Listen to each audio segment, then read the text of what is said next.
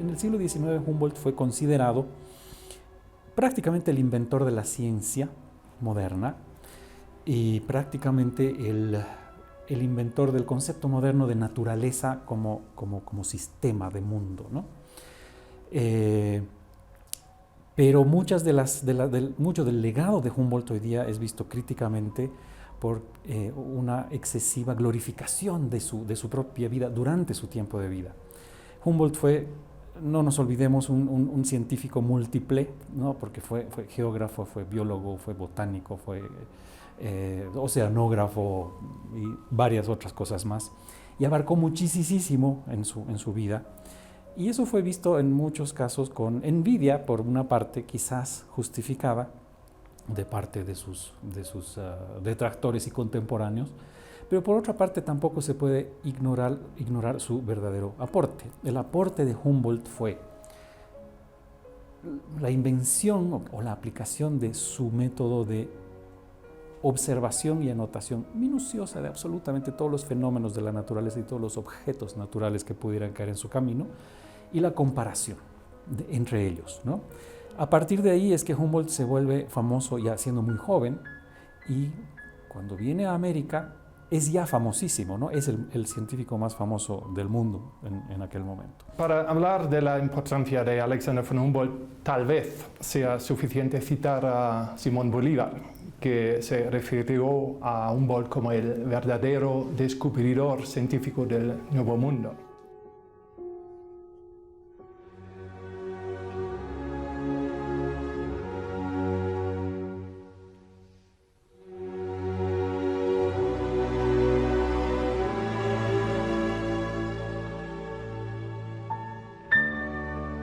Los logros científicos que Humboldt llevó a cabo a lo largo de su rigurosa exploración del continente constituyen el punto de partida de todos los grandes investigadores que le sucedieron.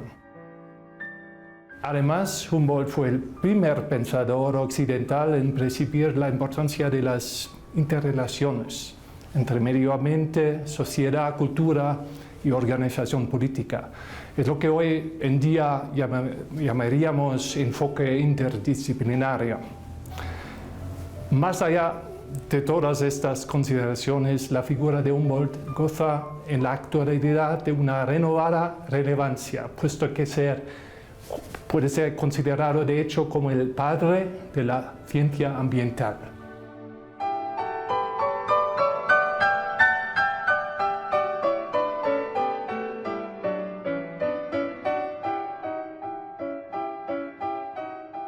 No hay un legado, hay muchos legados y es un poco injusto tener que escoger algunos porque todos son muy valiosos. Yo me quedaría con dos que son fundamentales en su obra. Por un lado, esa capacidad impresionante de articular diversas áreas de interés y de conocimiento en un solo pensamiento lúcido, sólido, coherente. Eso me parece extraordinario. Por otro lado, esta herencia que él recibe de la Ilustración y de la Revolución Francesa, recordemos que él estuvo en 1790 en París, él las asimila muy conscientemente y de ello resulta que busca siempre la libertad individual. Entonces tiene una frase muy linda, que la libertad individual nace de la igualdad de los derechos de un solo género humano. Esto es extraordinario si pensamos que este es un señor prusiano, noble, que viene de Europa con todo su conocimiento, con todo ese bagaje, a una América que está bastante desprestigiada en muchos sentidos, y sin embargo es capaz de ver con una mirada de igual a igual. Por ejemplo, él denuncia el maltrato que se hace a los indígenas americanos, está por supuesto en contra de la esclavitud. Entonces, ese pensamiento fue adelantado a su tiempo y yo diría que es incluso adelantado al nuestro.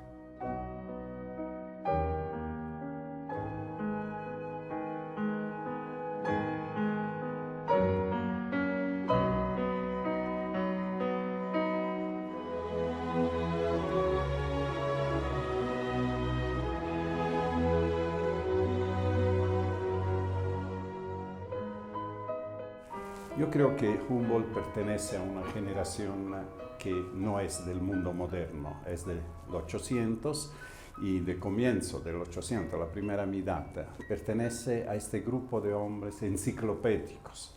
Hay una palabra griega, polímata, es decir, uno que se ocupa de muchas disciplinas. De hecho, Humboldt se ocupó de todo lo que se podía ocupar en la ciencia, pero no solo en la ciencia, sino también en temas sociales, en temas políticos. Y además un hombre universal, que no se redujo a estudiar en su país o su región o algo, sino que vino a América del Sur, del Norte, se fue a Rusia, se fue a Asia Menor, es decir, fue un explorador universal. Esas serían las características.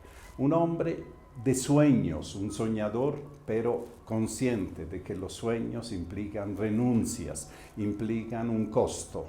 Una de las grandes renuncias suyas fue que no se casó, no tuvo hijos, pero también el hecho de poner todo su patrimonio a disposición de sus sueños, que era viajar, explorar, muestra la calidad de hombre que era. Alexander von Humboldt nace en Berlín en 1769 y muere en Berlín también 90 años después, en 1859.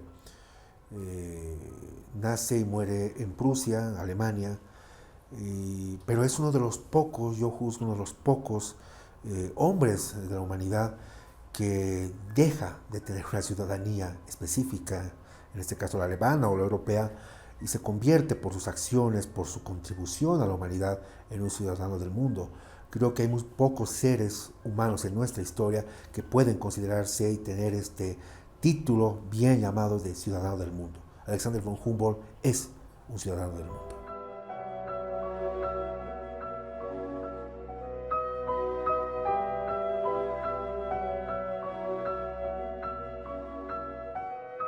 Humboldt ha sido una persona que ha roto, digamos, ha quebrado los paradigmas civilizatorios de la época en los cuales el hombre dominaba la naturaleza, ¿no? Entonces él, a partir de todo su trabajo científico, de todo el trabajo científico que ha realizado, con las observaciones que ha realizado, con los registros que ha hecho, ha quebrado todo ese pensamiento de dominio de la naturaleza en el que él ha establecido, por el contrario, una relación armónica con la naturaleza, ¿no?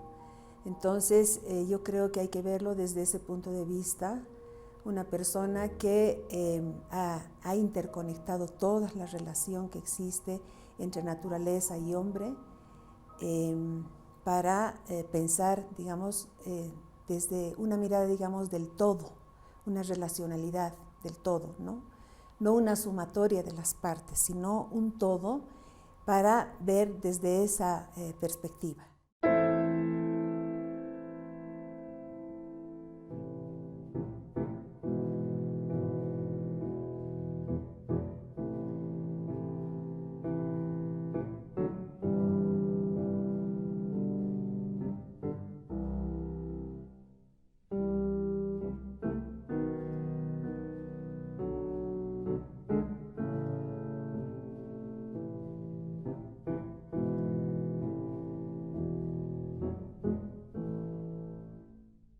Yo pienso que hay mucho que aprender de Humboldt, ¿no? Humboldt era una persona que era apasionada por aprender. Yo creo que eso es algo que nosotros tenemos que lograr en todos nuestros jóvenes. Yo en eso noto una gran diferencia entre el adulto y el niño. El niño quiere aprender. Todos los que tenemos hijos nos acordamos de esa época en que la frase más común en los niños es ¿por qué? ¿No? La mosca, ¿por qué? El perro, ¿por qué? La tormenta, ¿por qué? Y en algún momento vamos perdiendo esa nuestra capacidad de asombro por lo que nos rodea y todo nos parece normal. Y eso se da, según yo, entre la adolescencia y la edad adulta. Eso es algo que Humboldt nunca perdió.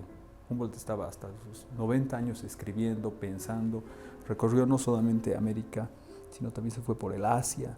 Entonces, eso para mí es un primer punto importante. El segundo punto es la importancia de los fondos para la investigación. Humboldt, como sabemos, tenía una herencia importante y él financió básicamente toda su expedición, por lo menos la parte de América del Sur y América del Norte. Entonces necesitamos entender que si queremos aprender más tenemos que poner plata para eso, ¿no? ¿Y por qué es importante que haya fondos para la investigación? Porque es lo que te permite hacer investigación de manera independiente. Y a Humboldt nadie le decía qué es lo que tenía que investigar o sobre qué tenía que escribir. Tercer punto importante para mí es que Humboldt, a diferencia de otros autores de la época, se ocupaba mucho de la vulgarización. No solamente pensaba en la élite intelectual que tenía que aprender y con la cual por supuesto correspondía. Sabemos que intercambiaba cartas con muchos sabios de la época, entre ellos Darwin cuando era muy joven y demás, pero también él tenía muchas exposiciones abiertas al público donde iban ahí el panadero. Trataba de que el saber sirva para toda la humanidad y no se quede solamente anclado ahí. Y además creo que era una persona muy generosa que apoyó no solamente con mentoraje, sino también financieramente a muchos otros investigadores jóvenes.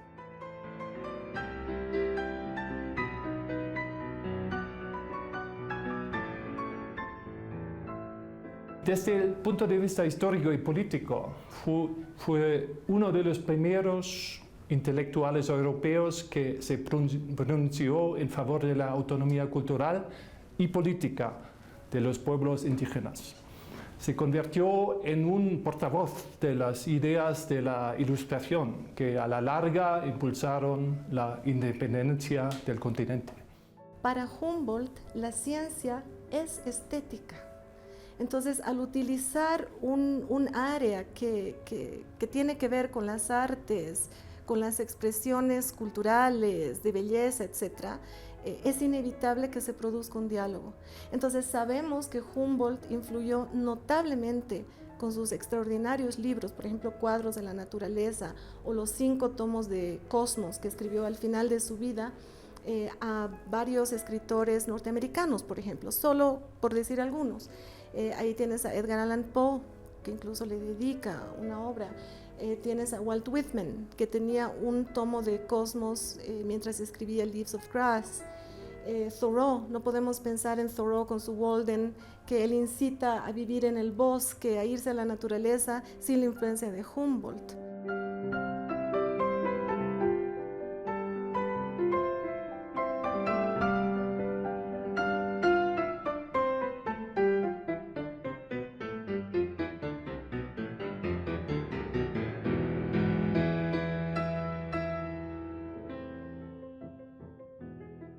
Si tuviéramos que definirlo con un término del siglo XXI, Humboldt fue un influencer. Es decir, alguien que hacía tendencias dentro del mundo de entonces. Era un hombre súper conocido, se había ganado su lugar no porque era noble, no porque era rico, sino no solo porque hizo viajes, mucha gente hizo viajes, sino por el resultado de esos viajes que supo plasmar en publicaciones, en libros, en cartas. Es increíble la cantidad de cartas que escribía. Para hacer la comparación con el mundo de hoy haría 100 Twitter por día, digamos, hoy estaría en Facebook todo el tiempo. Y eso se refleja también en ciertas amistades que él tuvo, sobre las cuales influyó. Por ejemplo, Bolívar. Él conoció a Bolívar cuando Bolívar era joven en París y le abrió los ojos a Bolívar sobre la realidad social de su país, que él conocía poco porque era del ambiente de nobles, digamos, aristocrático de Caracas. El otro fue Darwin. Darwin tenía 40 años menos que él, pero se quedó impresionado por sus escritos y sobre todo por los estudios sobre la geología. Esos estudios cambiaron un poco el rumbo de las investigaciones de Darwin y de hecho su teoría de la evolución se basó más sobre fósiles, sobre cosas muertas, que sobre cosas vivas.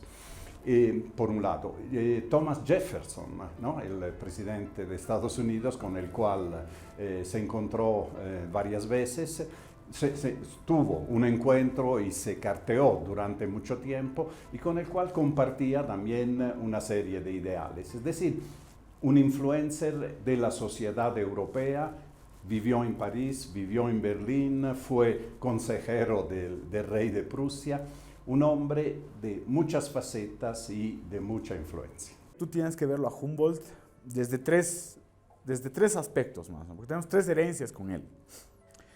Si tienes una herencia política, o sea, si eres liberal, tienes una herencia política liberal de él, en lo inmediato y también en lo que ha sido la construcción de su propio pensamiento, porque además era un privilegiado, era un hijo de la Ilustración, pero privilegiado en cuanto a lo que eran sus amistades, o sea, Schiller, Goethe, el círculo de filósofos de Jena, que venían del estudio de Kant, todo esto es liberal, la política liberal, en lo que es su formación, pero además dos grandes liberales en lo que era ya la construcción de estatalidad desde lo que eran las luchas por las libertades, Thomas Jefferson y Simón Bolívar. O sea, Humboldt tuvo la posibilidad de estar con ellos, o sea, estaban hablando con un presidente, con el presidente que además es parte de la redacción de la Constitución de Filadelfia, y con el gran político libertador, Simón Bolívar, en los encuentros que tuvieron en Europa, donde además él le contaba qué tan enamorado estaba de Venezuela y de Latinoamérica. O sea, para nosotros que somos liberales de herencia, Humboldt es muy importante porque además, no sé si modifica, pero por lo menos sí moldea e influye fuertemente en estos dos colosos americanos.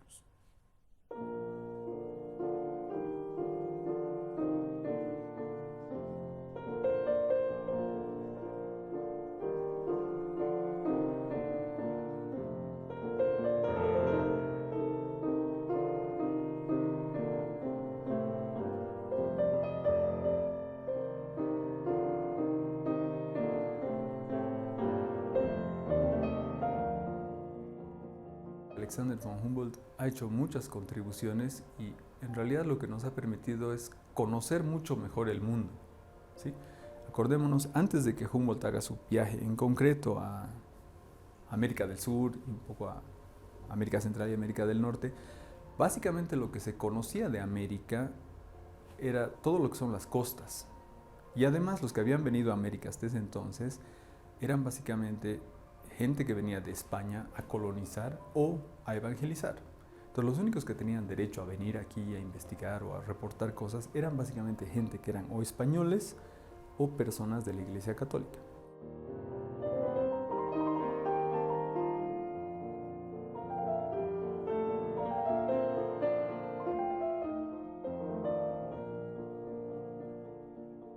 Cuando Alexander von Humboldt está en México, se interesa por temas tan diversos como las plantas, los animales, por supuesto la geografía, está ahí tratando de visitar volcanes y demás, pero también se impresiona mucho por lo que son las relaciones entre las clases sociales, ¿no? Y habla un poco de lo que todos más o menos intuimos, que son la relación entre los españoles, los criollos, los mestizos, etc. Y él se sorprende mucho, por ejemplo, por el nivel de vida y las condiciones en que operan las personas indígenas en México. Entonces, para mí es importante porque él siempre ve el todo, nunca se fija solamente en la planta, siempre trata de entender el todo y el ser humano como parte de la naturaleza. Entonces, para mí es importante porque él nos permite un acercamiento a una realidad que solo la habíamos conocido vía los españoles. ¿Sí? Y eso como que abre muchas perspectivas a pensar América desde una visión distinta. Y yo creo que Alexander von Humboldt en el fondo lo que hace es abrir la perspectiva.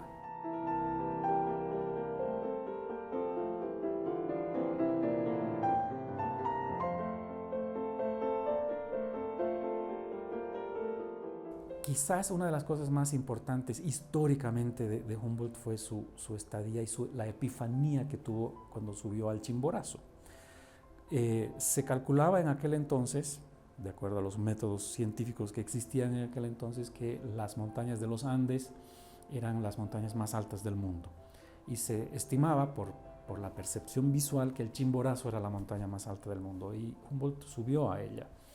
Y cuando estuvo ahí arriba y vio el panorama desde ahí arriba, tuvo esta epifanía que le permitió conectar los puntos acerca de todo su conocimiento acumulado y lo que estaba viendo en ese momento, y se dio cuenta ahí de que la naturaleza era un todo, era un organismo viviente donde todo estaba interconectado. Y probablemente esa sea su mayor contribución a la historia, ¿no? Si bien ahorita nos parece una cuestión hasta frívola y obvia, ¿no? La naturaleza es un organismo vivo todo junto, pues sí, pero en aquel momento fue un descubrimiento realmente importante. A 250 años del natalicio, del aniversario de Alexander von Humboldt, es tiempo, es el momento preciso y propicio además para entender al hombre, repensarlo desde nuestro siglo XXI.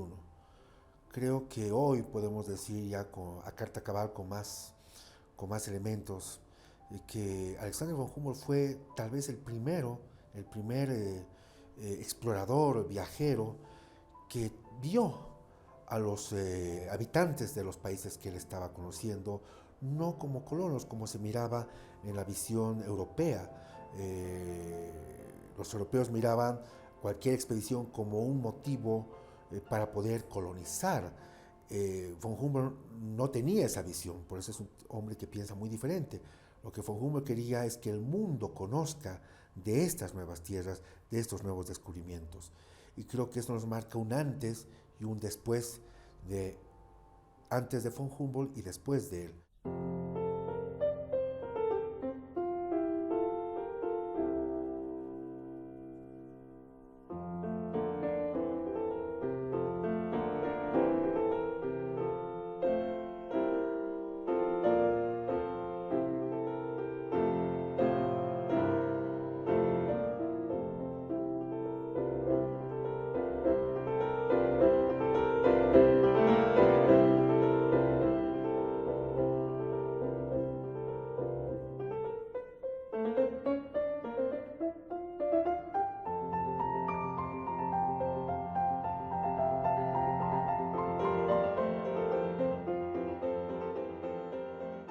Uno de los grandes defectos de los científicos es que investigan mucho, estudian mucho, pero son muy flojos en general para escribir. Y Bolivia es típico de eso, se hace mucho más de lo que se publica. Esto es desde un punto de vista general. Desde un punto de vista específico le debemos a Humboldt muchísimas cosas. Por ejemplo, el estudio, si quiere, del descubrimiento científico de la parte norte, ¿sí? Básicamente Venezuela, Colombia, Ecuador y algo de Perú, de la flora y fauna. Y era un tipo tan curioso que no se paraba frente a nada.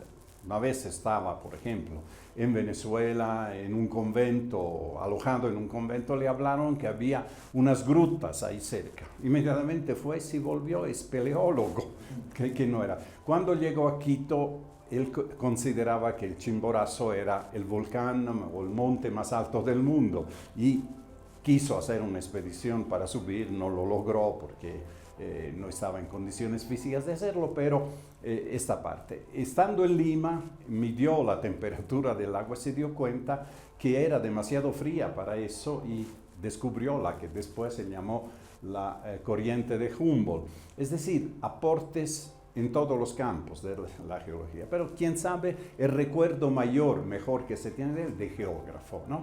Él es el padre de la geografía moderna, hecho con criterio científico, con método y con técnicas que hoy en día parecen común y corriente, las debemos a Humboldt. Por ejemplo, estas curvas, las isoclinas, que son las mismas las isotermas, etc., para indicar en 2 dimensiones una tercera variable. Entonces uno pone línea donde la línea está más cerca, quiere decir que la subida es más empinada. No puedes dibujar en un plano una montaña, pero con esas líneas te das cuenta por dónde es más empinada la subida y por dónde es menos.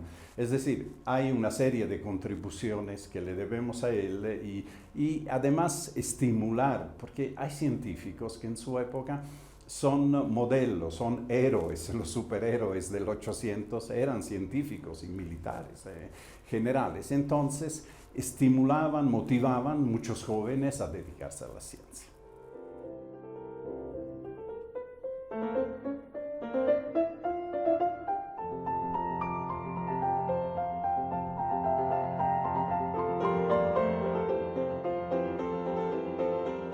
Entendemos que Alexander von Humboldt es un personaje clave en la comprensión de lo que es una delimitación de la geografía clásica versus la geografía moderna. Alexander von Humboldt representa la geografía moderna, una conceptualización diferente de lo que representaría ver la ciencia desde la práctica, desde la evidencia, ¿no es cierto?, desde la comprobación empírica. Y Alexander von Humboldt entonces resulta más contemporáneo que nunca, porque estamos hablando de una persona que no solamente es científico, geógrafo, botánico, estamos hablando de una persona que también es humanista. Y en estos tiempos contemporáneos en los cuales estamos perdiendo el placer de la mirada sobre la naturaleza, la conservación, la preservación, rasgos tan importantes que deberían hacer a las generaciones contemporáneas, entonces Humboldt se convierte más actual que nunca, porque era esa persona que cuidaba, que adoraba, que amaba el medio ambiente, que lo estudiaba, que quería que sea un legado para las futuras generaciones, y seguramente en más de los 30 tomos que escribe sobre geografía se encuentran hallazgos maravillosos de sus viajes por Sudamérica, de todo lo que ha podido conocer y dar a conocer sobre el mundo. En este sentido, al maestro Luján se le encarga la obra de realizar un monumento de la talla que podemos ver. Estamos hablando de la zona sur, una zona en creciente progreso. Estamos hablando de los años 60, fines de los años 60, 67 concretamente, que se emplaza esta obra en lo que sería la gestión municipal de don Armando Escobar Uría. Y tenemos fotos en la familia enormes proporcionadas por el fotógrafo Cordero, donde podemos ver esta plaza que todavía no tenía ni siquiera los hermosos árboles que ahora los puedes ver, eran unos arbustos pequeños. La plaza es prácticamente vacía, es un lugar vacío, y se emplaza este monumento en esta zona, que es lo que hoy conocemos, un lugar pero dinámico de la ciudad, un lugar pero un punto clave de encuentro y de lo que es la nueva imagen de la ciudad de La Paz.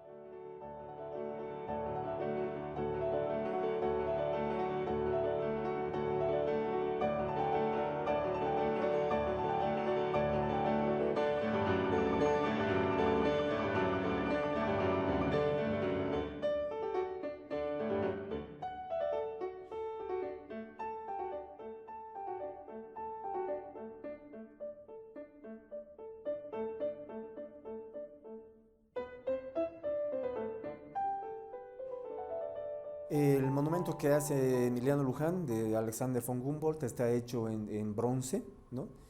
Es uno de los primeros monumentos hechos aquí en Bolivia en bronce.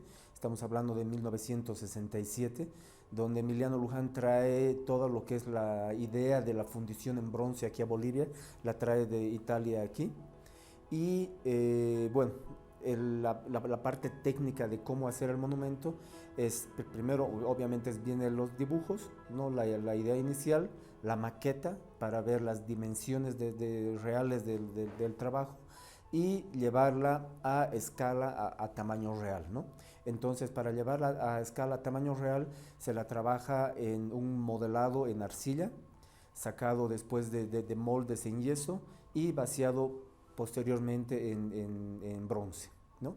La técnica esta que realiza Emiliano Luján es distinta a la que hacen en Italia, porque la que realizan en Italia es la que se llama bronce a cera perdida, ¿no? La que realiza aquí Emiliano Luján es bronce a tierra refractaria. Es un poco distinto y mucho más complicada en realidad, porque se la trabaja por partes. ¿Cómo lo interpreta Humboldt, el maestro Luján? Interpreta al científico parado, estudiando, es un bloque, el primer bloque que podemos decir es el científico estudiando, mirando la constelación. Tienes la Osa Mayor, tienes estrellas, tienes una serie de elementos que combinados vamos a entender lo que es vida, lo que es un contexto y una mirada más grande. Tienes un tercer elemento que es el de la concepto clásico de la mitología griega al titán Atlante o Atlas, ¿no es cierto?, que está sosteniendo esta constelación, a quien Zeus le había dicho que sostenga el semejante peso justamente porque era un titán y podía lograr esa enorme tarea de sostener la constelación. Entonces, esa es la concepción que realiza Luján sobre lo que es Humboldt, un científico estudiando la complejidad del universo, un científico dando una mirada de la importancia que debemos tener los seres humanos de proteger y de cuidar y de estudiar, obviamente, todo lo que significa nuestro medio ambiente, todo lo que va a significar nuestros recursos naturales, ¿no? Esa sería la concepción artística del maestro Luján sobre la obra.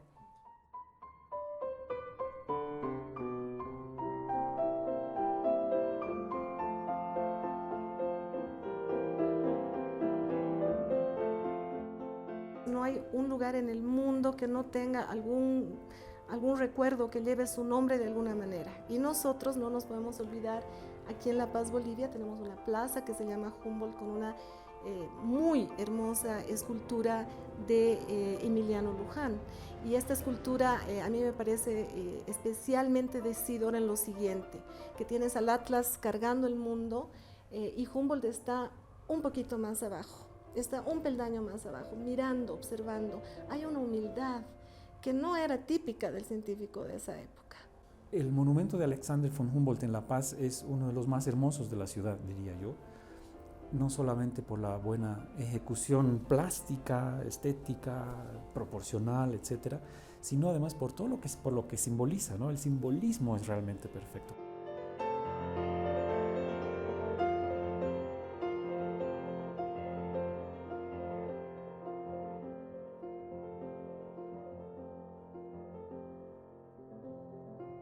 Personajes como Humboldt se prestan, ¿no? A ser divinizados en un cierto sentido, pero también tenemos que considerar que tienen luces y sombras.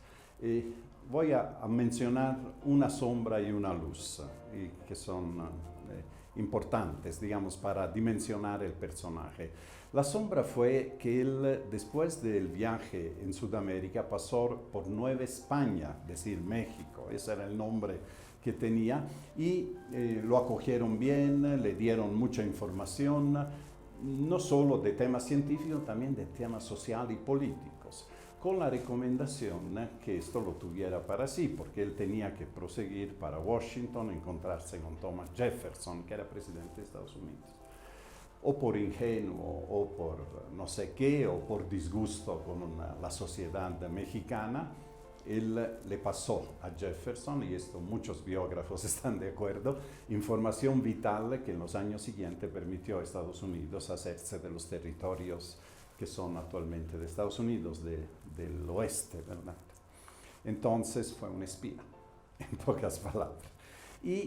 Pero las luces son muchas mayores. Una de las luces mayores es su visión holística de la naturaleza, integral, es decir, la visión que hoy llamamos ecológica, ver que las cosas están conectadas, que la naturaleza tiene que ser preservada, pero que también un científico no puede quedarse en esta visión de la naturaleza, sino que tiene que vincularla también a las condiciones sociales y políticas del país donde vive. De hecho, muchos creen que fue él quien abrió los ojos, como decía antes, a Bolívar sobre el problema de la esclavitud, que a Bolívar le parecía hasta un cierto punto normal, que debía ser mitigado, pero y él le hizo ver la importancia que tenía abolir la esclavitud para el surgimiento de países realmente libres e independientes.